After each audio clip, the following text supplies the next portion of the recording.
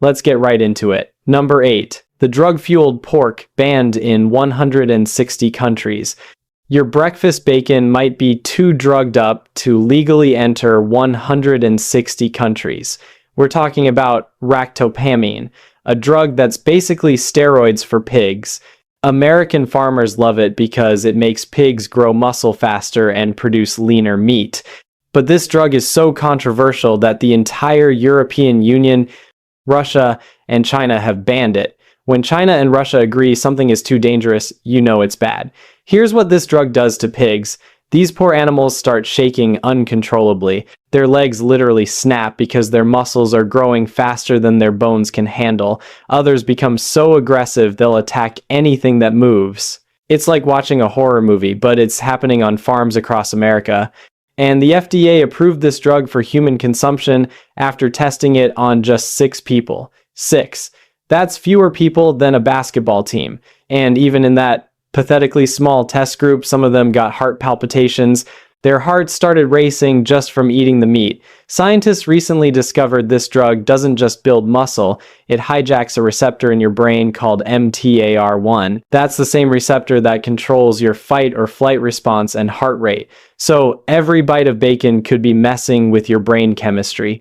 While America says this is totally fine, the rest of the world treats it like chemical warfare. Your morning bacon is literally banned from most of the planet. Let that sink in. Number 7, the poison lurking in your baby's food. Every morning, parents across America are unknowingly feeding their babies one of nature's deadliest poisons, arsenic. And it's completely legal. That innocent-looking rice cereal you're spooning into your baby's mouth, it's basically a toxic time bomb. Rice naturally sucks up arsenic from soil and water like a toxic sponge, and because rice grows in flooded fields, it's swimming in an arsenic soup 24/7. Here's where it gets terrifying. The U.S. allows 100 parts per billion of arsenic in baby cereals. Meanwhile, Europe took one look at that number and said, absolutely not. They've got way stricter limits because, it's literal poison. But wait, it gets worse. Babies are way more vulnerable to this stuff than adults. Their tiny bodies absorb 3 times more arsenic per pound of body weight. It's like giving a Chihuahua the same dose of medicine as a Great Dane. Every spoonful is a gamble with your baby's future. This daily exposure is linked to lower IQ scores and increased cancer risk later in life. Your baby's first food could be setting them up for a lifetime of problems. And you'd never know it. Manufacturers could fix this pretty easily.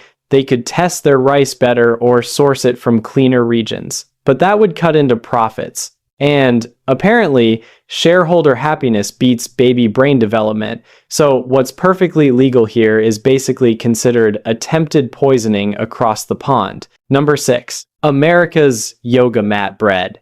Here's a fun fact that'll ruin your lunch. Your sandwich bread shares an ingredient with yoga mats. There's this chemical called azotic carbonamide that's used in both your Wonder Bread and your workout equipment.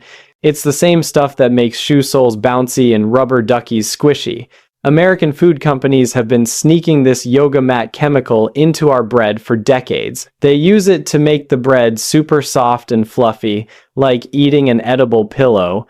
But here's the nightmare part. When you heat this stuff up during baking, it breaks down into 2 chemicals that are basically poison. One causes tumors in lab animals, and the other one scrambles your hormones.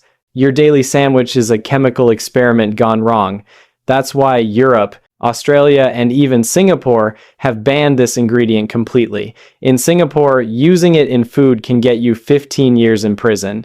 15 years for putting yoga mat chemicals in bread. Meanwhile, in America, the FDA says it's fine as long as you don't use too much. That's their actual safety standard. Just don't overdo the yoga mat chemicals. It's like saying a little bit of poison is okay. Factory workers who handle this stuff need respirators and protective gear. If it touches their skin, they can get chemical burns. So we're basically eating something that requires hazmat protocols to handle safely. Your morning toast needs a warning label. The craziest part, bread companies could easily use vitamin C instead. It does the same job without the cancer risk. But foam chemicals are just cheaper. Your health is worth less than saving a few pennies per loaf.